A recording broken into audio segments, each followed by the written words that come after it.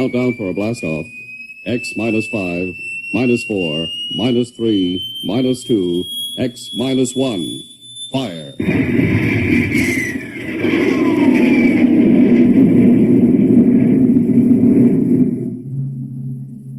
From the far horizons of the unknown come transcribed tales of new dimensions in time and space. These are stories of the future, adventures in which you'll live in 1,000,000 could-be years, on 1,000 maybe worlds. The National Broadcasting Company presents X minus 1.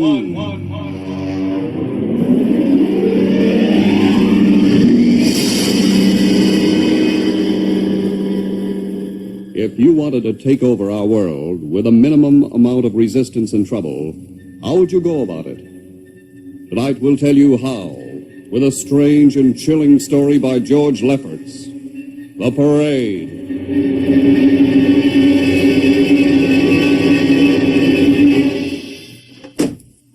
You are Mr. Sid Ryan. The same. My name is Luchar. I am a Martian. Pleased to meet you, Mr. What was that again? A Martian. As in Orson Welles? Precisely. I'm a Rotarian myself. Sit down. Thank you. Now that we've had our little joke, Mr. Luchar, what can Publicity Associates do for you?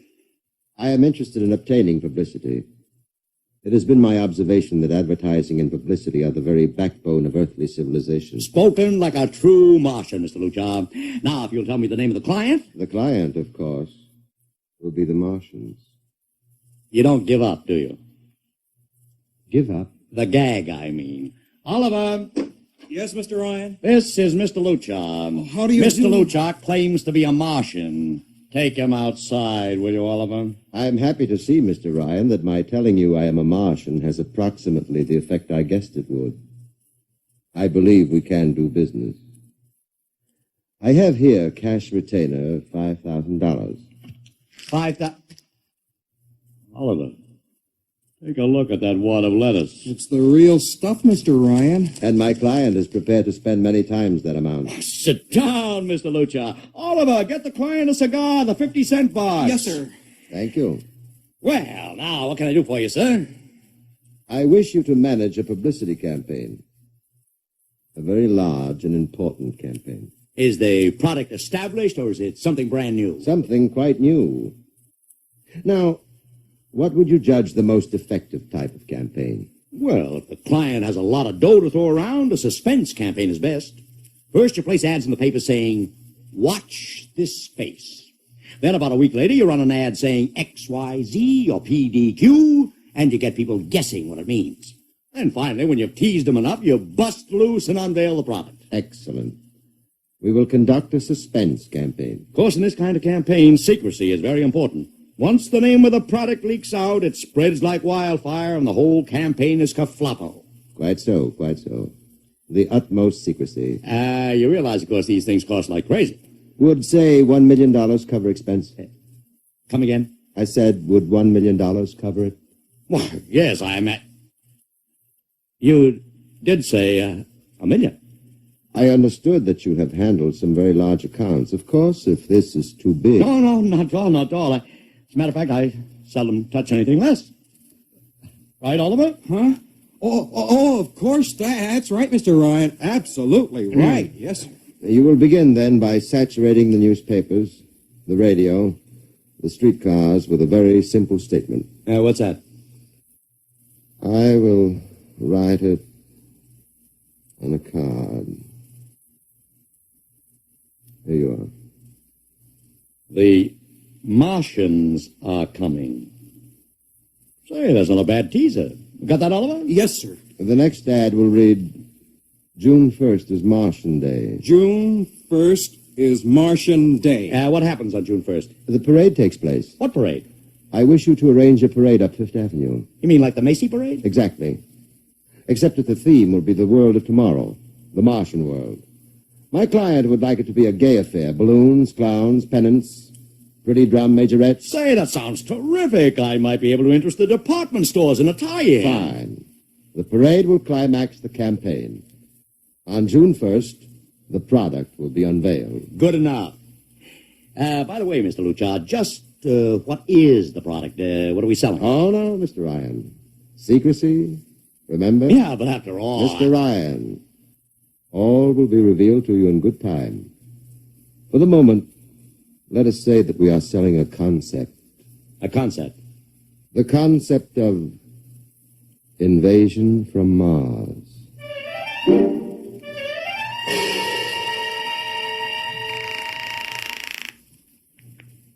Sorrel Talent Agency. Sammy Sorrell, please. This is Sammy. This is Sid Ryan over at Publicity Associates. Listen, Sammy, how you fixed for midgets? I got midgets. Fine, I need 40 midgets for a parade. 40. June 1st. And listen, Sammy, I want them dressed in little spacesuits. In little... You know, like men from Mars. Mars. Okay? And I want some movie extras, maybe 50 of them. 50. Also rigged up like men from Mars. Make them look gruesome. Got that? Gruesome. Also, I need some horses with pretty girls on top of them. Maybe you can get that bunch from Maroney's Traveling Circus, the one we booked for the Fireman's Parade in Albany last year. I'll try, Sid. Never mind the expense. Just get me the talent. It sounds like you landed a big client there. Who is it? It's a secret. I gotta hang now. Call me back, Sammy. Right. How you doing, Oliver? Oh, fine, Mr. Ryan, just fine. I got 100 small boys pasting little stickers. The Martians are coming on the subway platforms. Good. We got full-page ads in all the dailies. Good. And 10-second spot announcements on every local station. Good. It's costing a fortune. Good. The more it costs, the bigger our percentage. Spend like you were going to the electric chair, Oliver. Yes, sir. How are you making out in the parade? If it comes off, it'll be the biggest thing since Barnum invented the midget. I've got Macy's, gimbals, and sacks to contribute floats. Everything is built around the Martian theme, see? Even the horses will have long feelers attached to them and funny-looking extra legs. It'll be sensational. It sounds fine, only... Only what? Mr. Ryan, we don't even know what we're selling. Oliver, my boy, you think old Sid Ryan has been sitting here spending all this moolah and not putting two and two together? You mean you know who Luchar represents? Just by accident, understand? I have learned that Century Pictures is making a big new epic. One of those expensive pictures they make in secret and then spring on the public because they don't want the other studios to get the jump on them. What's the picture? A space opera titled Invasion from Mars. Get it? Oh, I begin to see. Also, by mere coincidence, it's supposed to have its premiere sometime around June 1st. You follow me? Yes, but Mr. Ryan, Century has an exclusive contract with New Features Syndicate for all their publicity. Suppose Century Pictures doesn't like the way New Features is handling their stuff.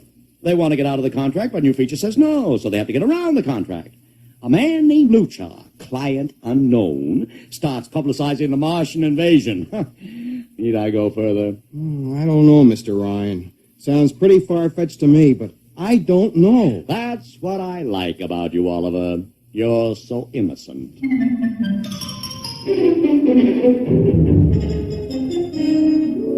Now, let me talk to Commissioner Patrick, please. Sid Ryan.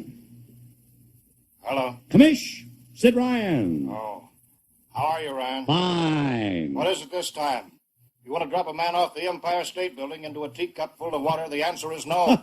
Also, we're not arresting any fan dancers. You know I don't handle fan dances. I want a permit for a parade. June 1st, 5th Avenue. It's a Sunday. There's no traffic. Now, look, Ryan, Macy's gets a permit. Gimbals gets a permit. The American Legion gets a permit. The Sons of Erin march every time Morton Downey sings the Wearing of the Green. Oh, don't give me a hard time, Patrick. This is too big. I have the 5th Avenue Merchants Association behind me. Okay, Ryan. Fill out the forms. I'll pass them along to the license commissioner. That's my boy. By the way, what's the occasion for this parade? Oh, don't you read the papers, Patrick? June 1st is Martian Day.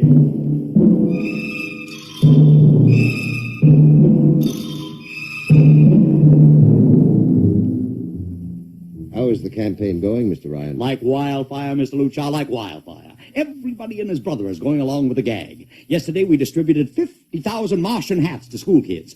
I got some of the merchants doing World of Tomorrow displays in their windows. Every big novelty manufacturer in town is climbing on the bandwagon. They want to get into the parade with floats, giveaways, anything. Everybody smells a buck to be made.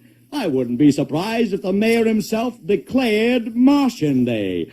I've even arranged for Commissioner Patrick to accept a $50,000 check for the Policeman's Benevolent Fund from the man from Mars. Oh, it's terrific, terrific. My blood pressure's up to 200. Excellent.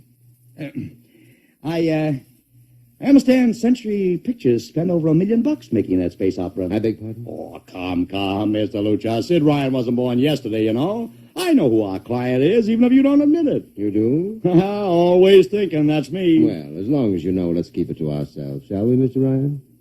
As you once remarked, when these things leak out, it destroys the surprise and ruins the effectiveness of the campaign.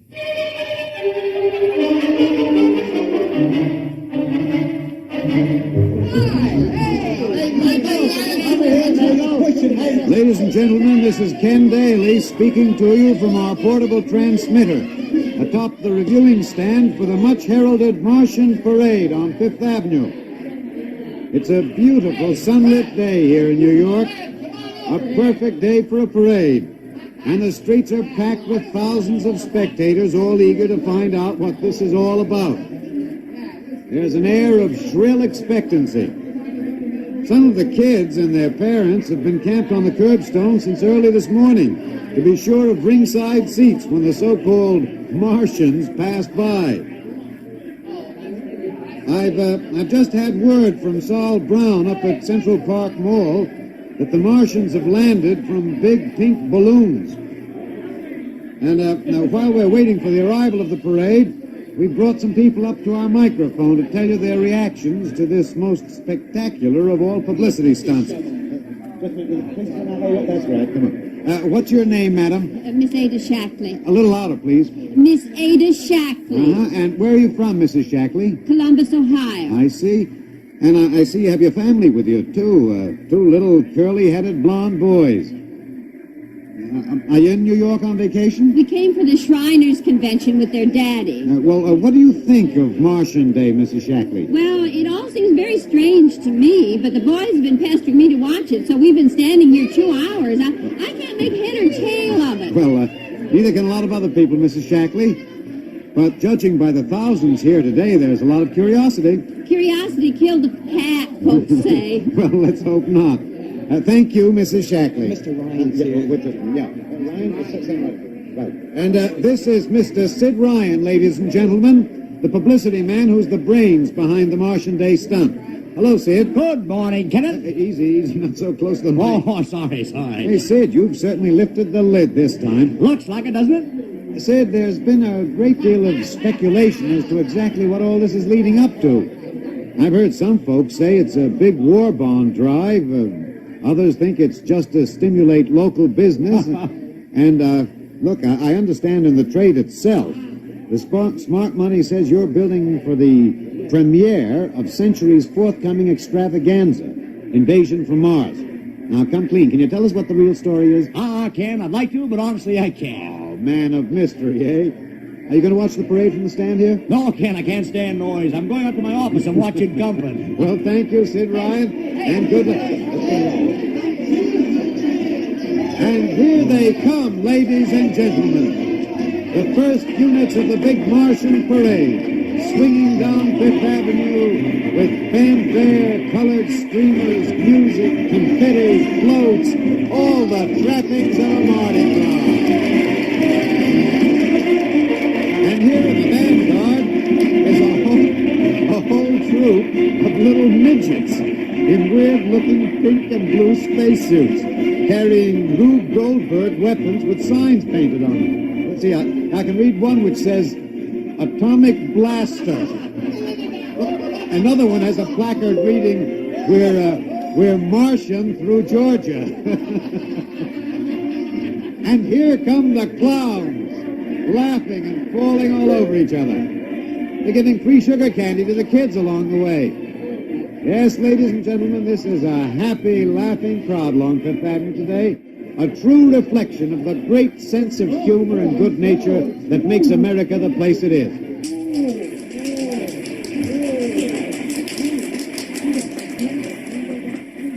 This is promised as the climax of the show. Now a great hush has fallen over the crowd. It's quite a sight to see these thousands of people standing here expectantly, hearing only the great regular sigh of their mass breathing. And now here they come, ladies and gentlemen, the Martians, marching in booted, helmeted ranks, row after row of them. Aye, this is an impressive sight, ladies and gentlemen, and a rather serious contrast to the rest of the joyous slapstick parade we've witnessed. There are perhaps, 200 tall, broad-chested men dressed in metallic gray spacesuits with thick glass visors drawn across their faces. Each is holding an ominous-looking ray gun at the ready position.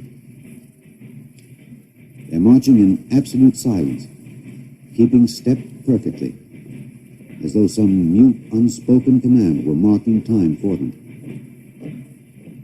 The crowd seems rather grim and serious now. Perhaps they're reminded of the actuality of war and possible invasion. They stand solemnly, silently, watching. Even the children are awed. And now the first ranks of the Martians are moving past us down Fifth Avenue toward the reviewing stands at the square. No one moves. What's that? What's happening? There, a woman, ladies and gentlemen. She dashed out into the street. For what reason, I don't know. She attempted to lift the visor of one of the Martian spacesuits, but just as she reached the Martian, she fell forward in a dead faint. I tell you, I've never felt such mass tension in a crowd as we're experiencing here right now, today. All sorts of rumors have begun filtering back through the audience. There are excited whispers of she's dead, she fainted, and now an undercurrent of, what? They're really Martians. This is an example of how a single incident can precipitate mass hysteria, ladies and gentlemen. I tell you, it's a mighty reassuring sight to see the blue uniforms of New York's finest spaced every 10 feet or so along the avenue. Somehow, I can't explain it, this incident has begun to work on what was a moment ago a happy, carefree crowd, and the complexion is changing.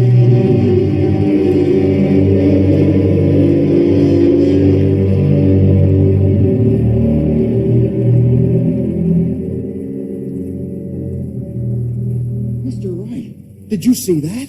A woman fainted. Of course I saw it. What do you suppose she saw? Oliver, old man, did I ever tell you were too naive for this business? But that young woman ran out into the streets to get a close look at the Martians, and then she screamed and fainted dead away. I'm well aware of that, Oliver, since I paid her $50 to do it. What? The dramatic moment, Oliver, the stock and trade of the good publicity, man. Relax. Holy smokes, you sure think of everything. Yeah, for my share of this deal, roughly $100,000, I can afford to think of everything. Shut the window. Don't you want to see the finish? We'll go down to the reviewing stand for the finish. Right now, I want to make a phone call. By the way, where's Lucha? I haven't seen him. Oh, he'll be around. Boy, those Martians sure look like the real thing. How would you know the real thing if you saw it, Oliver? Well, gee, I don't know. Close the window, Oliver. Oh, yes, Mr. Ryan.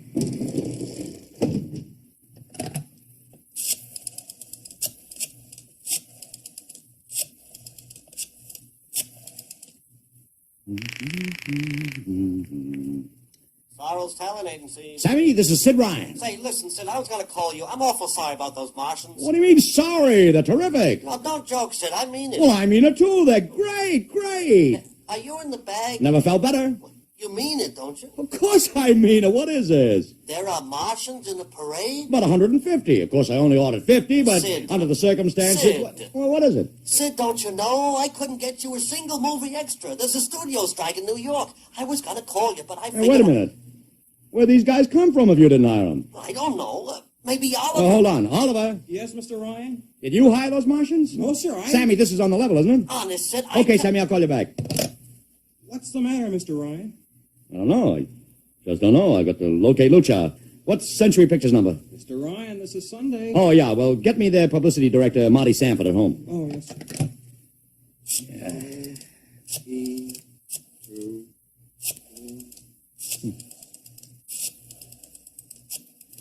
Here you are. Thanks. Sanford. Marty, this is Sid Ryan. Oh, hello, Sid. How's the big Fine, promotion? fine. Listen, Marty, this is dead serious. On the level. Get it? What's wrong? I've got to locate Lucha. Lou who? Lucha, come on now, Marty. This is life and death. The guy you sent over to hire me for the invasion picture. Invasion picture? Invasion from Mars, the space opera. Are you batty? Marty. That picture was shelved last month. What? Sure, back in the can. Too expensive and too fantastic. The big shots decided you can't sell a Martian invasion to the American public. And I never heard of a guy named Lou. Mother heaven. What is it, Mr. Ryan? You look terrible. That's too fantastic. What's too fantastic, Mr. Ryan? Is something wrong? Open that window. I want another look at those Martians. Yes, sir.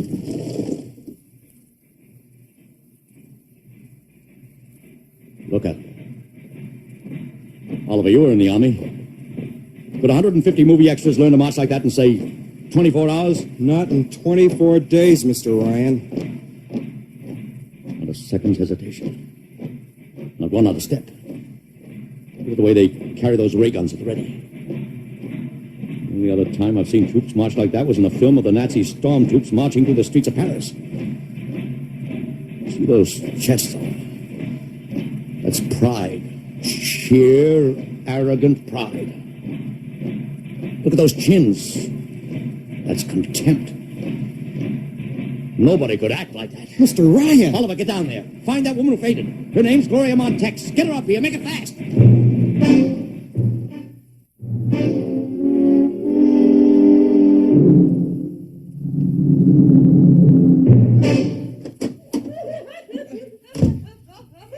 Here she is, Mr. Ryan. I can't get much sense out of her. Stay away from me. Gloria, it's me, Sid Ryan. Oh, don't kid me. You're a Martian. Gloria, settle down. No, you're wearing a mask. Baby, it's me, Sid. And underneath, it's awful. It's all big green eyes and those feelers like a catfish. Baby, snap out of it. Listen, what happened down there? You ran out and screamed like I told you, but the fainting, that wasn't in the act. Oh, go away, please. Go away. What'd you see? Oh, no, please. It's too awful. Please, please. Just one question, baby. Inside that helmet, what'd you see? You won't get anything out of her, Mr. Ryan. She needs a doctor. Okay, Oliver, I've heard enough anyway. You take care of Gloria here. Get her a drink. Where are you going? To see the commissioner. We gotta stop this parade before things begin to happen.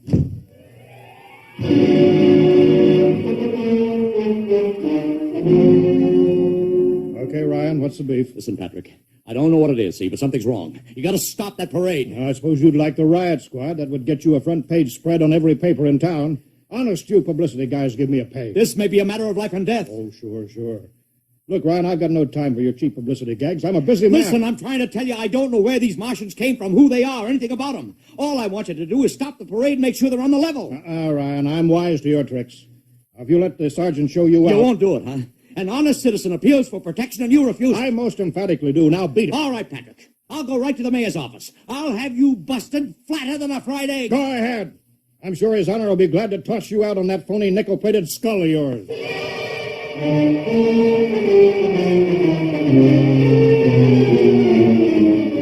You heard me, Ryan. You cannot see the mayor. Adolf, please. This isn't a gag. I don't want publicity. All I want to do is maybe prevent something horrible from happening. In case you don't know it, wise guy, something horrible is already happening. A couple hundred little kids are in the hospital with ptomaine poisoning from that phony Martian candy you passed out.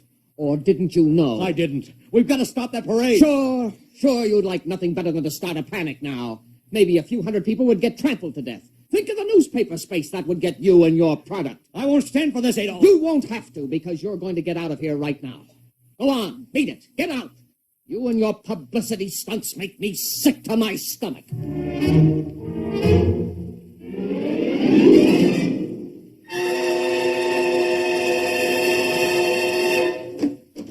Oliver? Oliver, where are you? Oliver? Oliver! It is useless What? to scream at him, Mr. Ryan. Your friend is quite dead. Lucha. He wanted to run to the police with some story about a Martian invasion. I found it necessary to restrain him. Restrain him, you stinking murderer. Now, Mr. Ryan, collect yourself. After all our planning, it wouldn't do to have everything spoiled, now would it? Lucha, start talking and talk fast, because when you get through, I'm going to take you apart piece by piece. What's this all about? But surely you know, Mr. Ryan, after all, you've been publicizing it for months. Listen, you... Please do not interrupt. You see, before colonizing your planet, we Martians sent advanced scouts to study your habits, your weaknesses. We found that the people on Earth are predominantly conditioned by advertising and publicity, and so we conceived the idea of treating our entire invasion as a vast publicity stunt. Clever, huh? After all, Mr. Ryan, who would suspect an invader who advertised his invasion in the newspaper, invited the public to his surprise attack, and spent millions publicizing his plans? Holy jumping catfish. You've done very well. Then There was no product. Ah, but there is a product. The product is death. What are you trying to do, Lucha? We Martians are a humane people, Mr. Ryan. We do not like to destroy thousands where a few hundreds would suffice. In exactly 2 minutes, our troops will treat the world to a spectacle of death, which will bring the rest of your planet to its knees in horror. Nations will clamor to surrender. Perhaps, Mr. Lucha, but not if I can help it. You...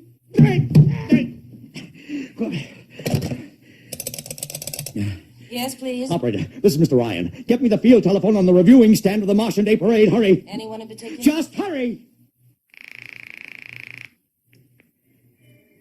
Reviewing stand, Sergeant Cassidy. Get me Commissioner Patrick. Hello. Hello. You'll have to talk loud. I want Commissioner Patrick. Oh. Patrick! Wait a minute. Things are quieting down. Now, what was it you wanted? This is Ryan. I have to talk to the commissioner. It's a matter of life and death. I'm sorry, you can't talk to him now. The chief Martian is presenting the PBA check to him. The Martians are going to fire a salute. Listen, you gotta stop him. What? Stop him! I'm sorry, Mr. Ryan. You idiot! The worst is going on.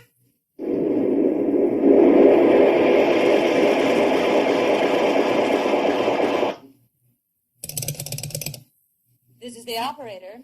I'm sorry, Mr. Ryan, you've been cut off. I can't seem to get them back. Doesn't matter, operator. Nothing matters now.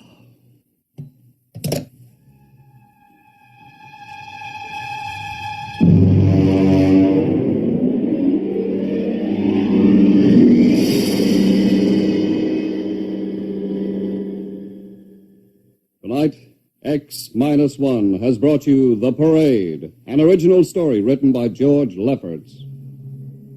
Featured in the cast were Joseph Curtin as Ryan, Joe DeSantis as Luchar, Alexander Scorby as Daly, Agnes Young as the woman, Ellen Deming as Gloria, John Thomas as Oliver, Arthur Anderson as Sammy, Wendell Holmes as the Commissioner, and William Keane as Sanford. Your announcer, Don Pardo.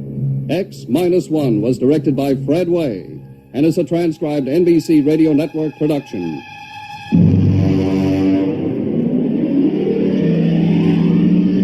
Next week, the tables turn. Instead of Martians invading Earth, we bring you a tale of men invading Mars.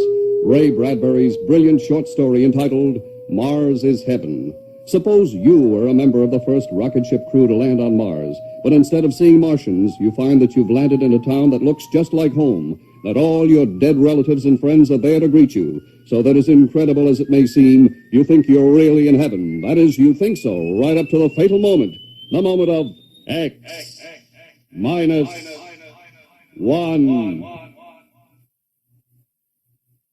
Join the Abbotts on another baffling mystery tonight over most NBC radio stations.